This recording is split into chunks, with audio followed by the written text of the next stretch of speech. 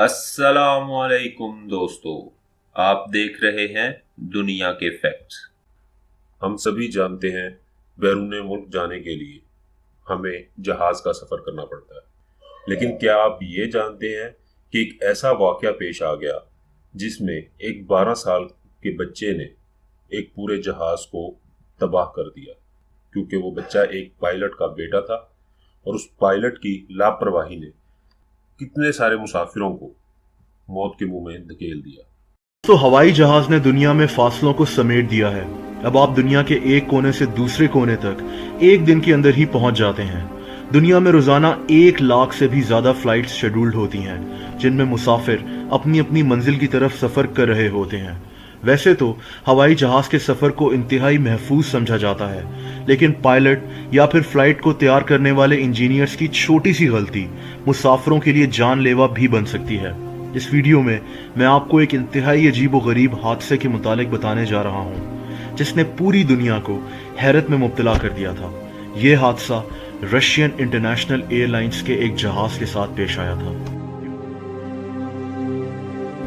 23 मार्च 1994 Russia की Aeroflot flight 593 Moscow से Hong Kong उड़ने के लिए तैयार थी।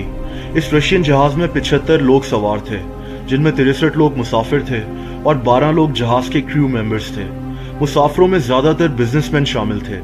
इनका ताल्लुक हांगकांग और ताइवान से था। ये लोग रशिया में अपने कारोबार को फैलाने के लिए आए हुए थे और अब अपने मुल्क वापस जा रहे थे। जहाज के कैप्टन पायलट का नाम अलेक्जेंडर डेनेलॉफ था, जबकि जहाज के दूसरे पायलट का नाम यारोस्लाव कुर्दिन्स्की था।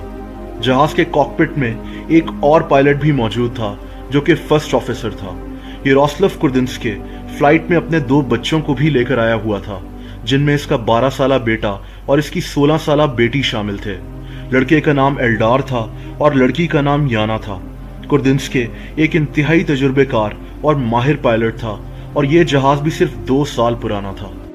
फ्लाइट बिल्कुल नॉर्मल जा रही थी। तमाम मुसाफिर अपनी मंजिल के आने का इंतजार कर रहे थे और अपने प्यारों से मिलने के लिए बेचैन थे। जहाज की उड़ान भरने के तकरीबन 4 घंटे के बाद जहाज के कैप्टन अलेक्जेंडर डेनेलॉफ ने ब्रेक लेने का फैसला किया। ये एक नॉर्मल सी ब्रेक थी जो हर पायलट फ्लाइट के दौरान लेता है। कैप्टन डेनेलॉफ के ब्रेक लेने के बाद कुर्दिन्स्की ने जहाज का कंट्रोल संभाल लिया और फर्स्ट ऑफिसर इसका दूसरा पायलट बन गया। दोस्तों, जैसा कि मैंने आपको बताया कि कुर्दिन्स्की जहाज में अपने 2 बच्चों को भी लेकर आया हुआ था। इसने फैसला किया कि जहाज के कॉकपिट में अपने दोनों बच्चों को बुलवाएगा और उनको दिखाएगा कि जहाज कैसे चलता है। दोनों बच्चे कॉकपिट में आ गए। कुर्दिन्स्की ने अपनी बेटी याना को अपनी सीट पर बिठा दिया और इसको जहाज का कंट्रोल कॉलम पकड़ने को कहा। यह कानून के खिलाफ था, हालांकि जहाज ऑटो पायलट पर चल रहा था। दोस्तों, ऑटो पायलट का मतलब यह होता है कि जहाज के कंट्रोल को सेट कर दिया जाता है और जहाज को हवा में कंट्रोल करने के लिए पायलट्स की जरूरत नहीं पड़ती। जहाज ऑटोमेटिकली हवा में उड़ रहा होता है। पायलट्स इस दौरान मौसम और जहाज के दूसरे सिस्टम्स पर तवज्जो दे रहे होते हैं। ये जहाज भी ऑटो पायलट पर था, इसीलिए पायलट कुर्दिन्स्की ने अपनी बेटी को बेफिक्र होकर अपनी सीट पर बिठा दिया और जहाज का कंट्रोल कॉलम पकड़ा दिया। याना ने अपने वालिद कुर्दिन्स्की से पूछा कि क्या मैं इस कंट्रोल कॉलम को हिला सकती हूँ। क्योंकि जहाज ऑटो पायलट पर था तो कंट्रोल कॉलम जमा हुआ था, इसीलिए कुर्दिन्स्की ने अपनी बेटी से कहा कि हाँ तुम हिला लो, लेकिन किसी बटन को मत छेड़ना। उधर जहाज में मौजूद मुसाफिरों के वहमो गुमान में नहीं था कि पायलट की सीट पर इस वक्त एक 16 साला लड़की बैठी हुई है और उनके साथ क्या होने जा रहा है।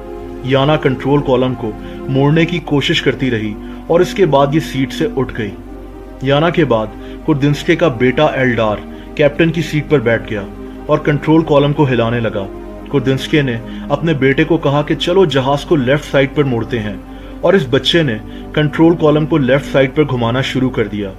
जैसा कि मैंने आपको बताया कि जहाज ऑटो पायलट पर था और जहाज का कंट्रोल कॉलम जमा हुआ था, इसीलिए कंट्रोल कॉलम लेफ्ट साइड पर नहीं घूमा।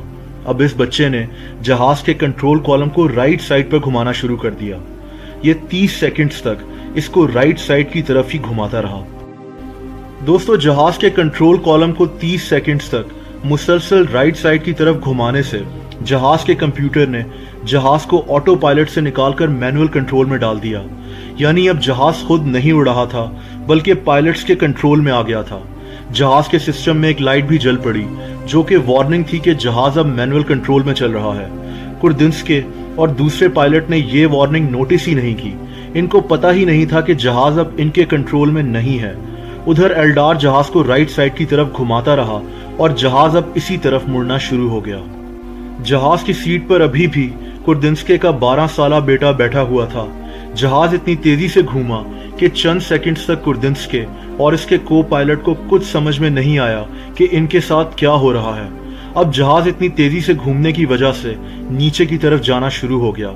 दोनों पायलट्स ने फौरन खतरे का एहसास किया और जहाज को कंट्रोल करने की भरपूर कोशिश की, लेकिन जहाज इंतहाई तेजी से नीचे की तरफ जा रहा था।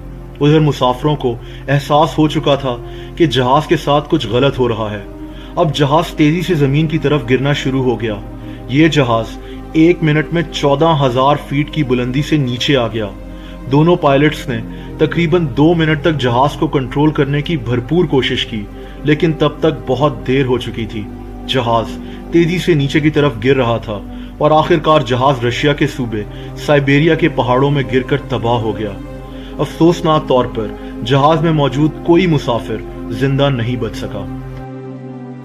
जहाज के मलबे से मिलने वाले कॉकपिट वॉइस रिकॉर्डर यानी ब्लैक बॉक्स से कैप्टन और इसके बच्चों की सारी बातों की रिकॉर्डिंग सुनी गई और बाद में यह कंफर्म हो गया कि जहाज के कॉकपिट में क्या हुआ था।